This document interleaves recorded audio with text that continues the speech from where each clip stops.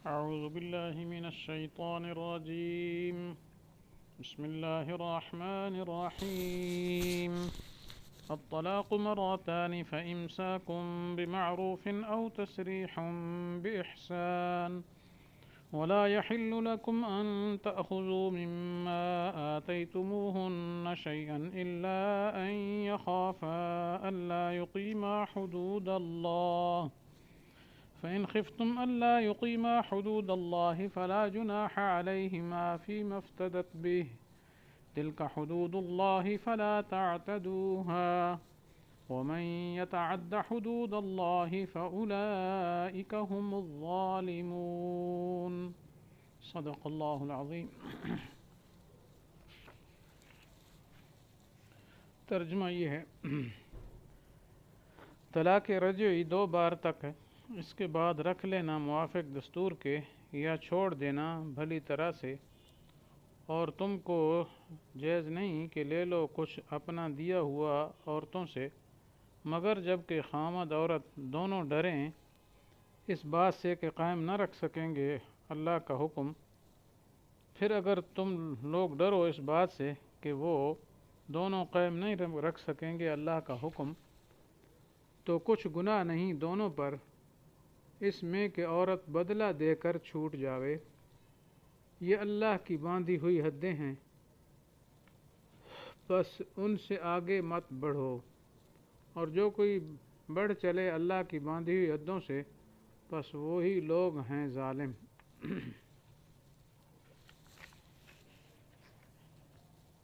طلاق کا مسئلہ پیچھے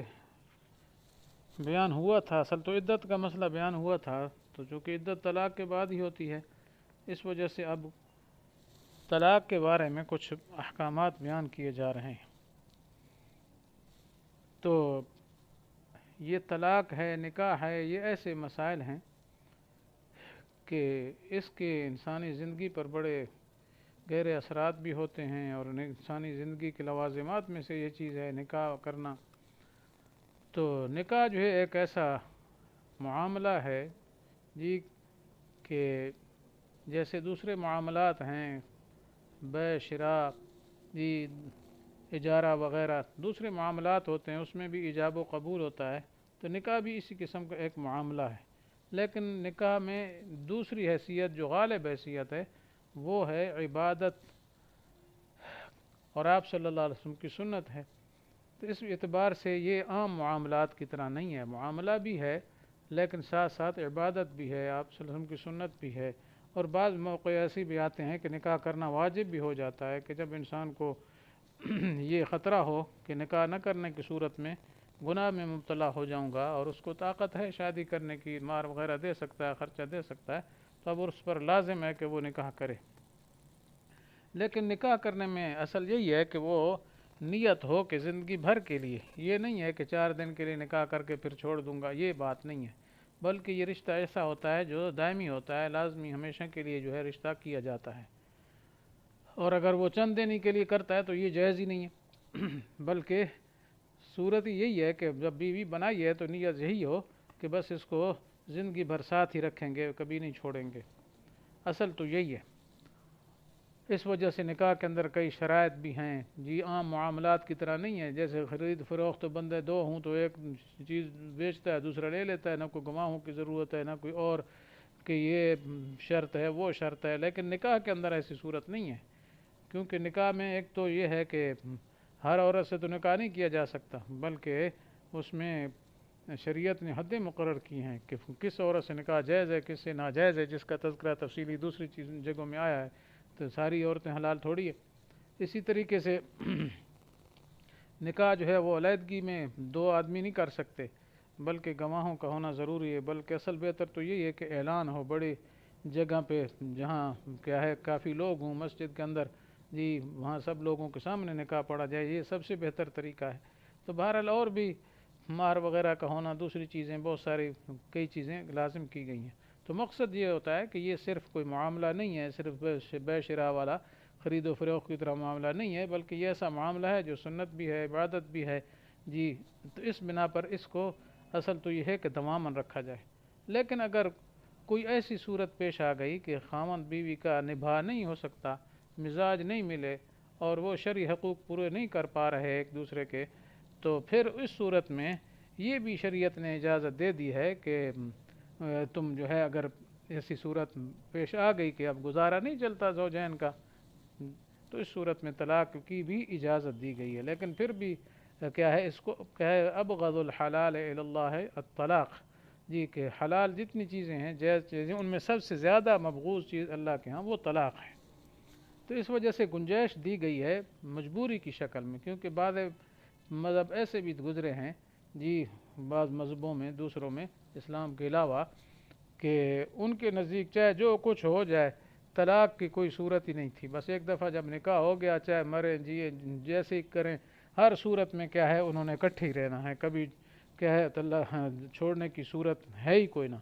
تو یہ ظلم بن جاتا تھا بعض مواقع میں، اس بنا پر اسلام کے اندر اعتدال ہے کہ اصل تو یہ ہے طلاق نہ دی جائے، لیکن اگر کوئی ایسی مجبوری کی شکل پیش آ گئی کہ نبھا نہیں ہو رہا ہے کسی صورت میں جی، تو عورت بیچاری اپنی جگہ تنگ ہے، مرد اپنی جگہ تنگ ہے جی، تو اس میں کوششیں کی گئی ملاپ کی، لیکن اس کے باوجود بھی ملاپ نہ ہو سکا تو پھر طلاق ہے، ٹھیک ہے۔ اب اس کے بعد طلاق کی مختلف اقسام ہیں، یہاں الطلاق مرتان میں طلاق رجعی کا بیان ہے۔ طلاق رجعی یہ ہوتی ہے جی کہ لفظ طلاق صریح ہو، تو صریح لفظ طلاق کا مطلب یہ یوں کہے یہ انت طالق عربی زبان میں ہے، یا تجھے طلاق دیتا ہوں، یا تمہیں طلاق ہے، یعنی اس قسم کا لفظ طلاق استعمال کرے تو اس کو کہتے ہیں صریح لفظ طلاق۔ اس کے ساتھ اگر ایک دے دے، دو دے دے جی، اتنے تک تو یہ ہے کہ وہ عورت جو ہے اس سے نکاح سے فارغ نہیں ہو جاتی، بلکہ خاوند کو عدت کے اندر اندر رجوع کا حق رہتا ہے۔ ہاں عدت گزر گئی تو پھر کیا طلاق کے بعد رجوع کا حق ختم ہو گیا۔ عدت کے اندر اگر وہ چاہے تو بغیر تجدید نکاح کے وہی سابقہ نکاح پر رجوع کر سکتا ہے، اور نکاح کرنے کی کوئی ضرورت نہیں ہے۔ تو اسی کو فرمایا الطلاق مرتان، طلاق دینا جی 2 دفعہ ہے، یعنی رجعی طلاق۔ تو پھر اگر دے دیں دو تو پھر یا تو روک لینا ہے دستور کے مطابق جی، کہ مطلب یہ رجوع کر لے تو ٹھیک ہے، یا او تسریح باحسان، یا کیا ہے بھلے طریقے سے چھوڑ دینا۔ بھلے طریقے سے چھوڑنے کا مطلب یہ ہے کہ وہ عورت کو تکلیف پہنچانا مقصود نہ ہو، کہ بعض طلاق اس لیے دے دیتے ہیں تاکہ عورت کو تنگ کریں جی، اس کو تکلیف دیں جی، کیونکہ عورت کو طلاق میں دے کر وحشت میں ڈالنا یہ تو برا ہے۔ اس وجہ سے اگر نبھا نہیں ہو رہا ہے تو وہ پھر بھلے طریقے سے چھوڑ دے اور اس کے ساتھ احسان کرے جی، کوئی جو مال تھوڑا بہت دے دے اس کے دل جمی کے لیے۔ بہرحال تو یہ 2 صورتیں ہیں، لیکن یہ عدت کے اندر اندر ہے، امساک بمعروف، عدت کے بعد رجوع نہیں کر سکتا۔ البتہ یہ کہ 2 طلاقیں دینے کے بعد عدت گزر گئی تو البتہ اس کی شکل یہ دوبارہ اگر وہ چاہتے ہیں آپس میں ملنا تو دوبارہ نیا نکاح ہوگا، وہ پہلا نکاح اب ختم ہو چکا ہے عدت گزرنے کے ساتھ۔ تو اصل میں یہ جاہلانہ ایک رسم تھی، اس کو توڑنے کے لیے اسلام نے یہ قانون مقرر کیا۔ جاہلیت میں یہ تھا کہ ایک شخص عورت کو تنگ کرنا چاہتا تو بولا طلاق کی کوئی حد نہیں ہوتی، ایک طلاق دے دی، پھر کچھ عدت ختم ہونے لگی، پھر رجوع کر لیا، پھر اور دے دی، اس طریقے سے طلاق کی کوئی حد ہی نہیں تھی، 100 طلاق ہی چاہے دے دے۔ تو بعض لوگوں نے کہہ بھی دیا عورتوں کو میں تمہیں تنگ کروں گا، تمہیں طلاق دوں گا، پھر جب تیری عدت گزرنے لگے گی پھر رجوع کر لوں گا، پھر طلاق دوں گا، پھر اس طرح رجوع کرتا رہوں گا، ساری زندگی تمہیں ذلیل کروں گا۔ تو اس طریقے سے کہ اسلام نے اس کا سد باغ کیا کہ عورت پر ظلم نہ کیا جائے جی، اور فرمایا 2 طلاقوں تک تو رجوع کا حق ہے 2 طلاقوں کے بعد، لیکن اگر تیسری طلاق دے دی تو پھر ختم، یا عدت گزر گئی تو پھر بھی ختم۔ تو تیسری کا مسئلہ بعد میں آ رہا ہے، تو مطلب رجوع کا حق صرف 2 تک دیا گیا، آگے رجوع کا حق نہیں ہے۔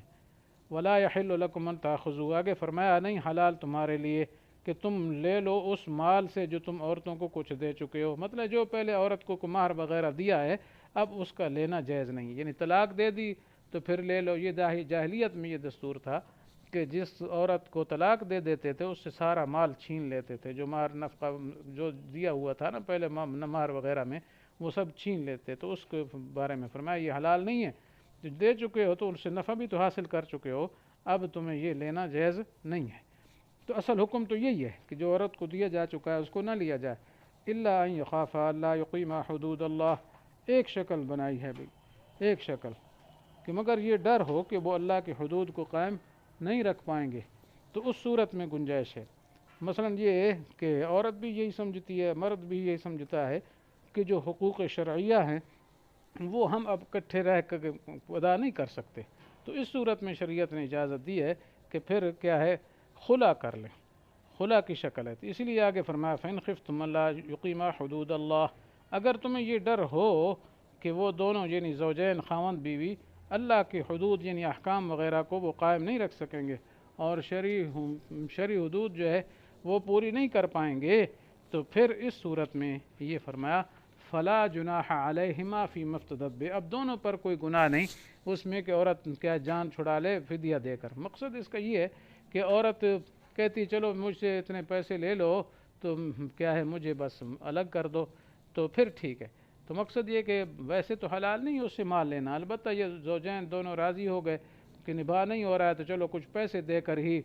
جان چھڑا لی جائے، خاوند کے بھی کچھ دل خوش ہو جائے اور عورت تنگ ہے تو وہ بھی خوش ہو جائے جان چھوٹ گئی میری، تو مطلب اس کو کہتے ہیں خلا۔ تو خلا کی اجازت ہے، لیکن خلا میں بھی جو ہو، خلا کے اندر مال وہ مہر سے زیادہ نہیں ہونا چاہیے، جتنا مہر اس نے دیا تھا اتنا دے دیا جائے۔ مثلا 2 لاکھ مہر تھا تو 2 لاکھ لے لے، 1 لاکھ تھا تو 1 لاکھ لے لے، 50,000 تھا تو 50,000 یا اس سے کم، تو کم لینے میں کوئی حرج نہیں، لیکن خلا کی مقدار جو ہے وہ مہر سے زیادہ نہیں ہونی چاہیے۔ تو بہرحال یہ خلا ہے، اور خلا جب ہو گیا تو اب یہ طلاق رجی نہیں ہوگی، طلاق بینہ ہو جائے گی، کیونکہ اگر پیسے بھی دے دے عورت اور پھر بھی رجوع کا حق ہو تو پھر تو اس کے پیسے ضائع ہو جائیں گے، اس لیے خلا جو ہے وہ خلا کہلاتی ہے طلاق بینہ، طلاق اب پڑ گئی، اب رجوع کا حق ختم ہو گیا۔ ہاں البتہ یہ گنجائش ہے کہ اگر دونوں پھر راضی ہو جاتے ہیں اکٹھے رہنے پر تو دوبارہ نکاح کر سکتے ہیں، اب تو عورت کی رضا ضروری ہے نکاح میں، عورت راضی ہے تو ٹھیک ہے۔ آگے فرمایا تلک حدود اللہ فلا تعتدوها، یہ اللہ تعالیٰ کی حد باندھی ہوئی حدیں ہیں، مراد اللہ نے قوانین بنا دیے، احکام اتار دیے، لہذا ان قوانین سے تجاوز نہ کرو، ان قوانین کے اندر رہو، اس سے آگے مت بڑھو۔ اور آگے کیا ہے، ڈراوا بھی دیا ہے وَمَن يَتَعَدَّ حُدُودَ اللَّهِ، کہ جو آدمی اللہ کے حدود کو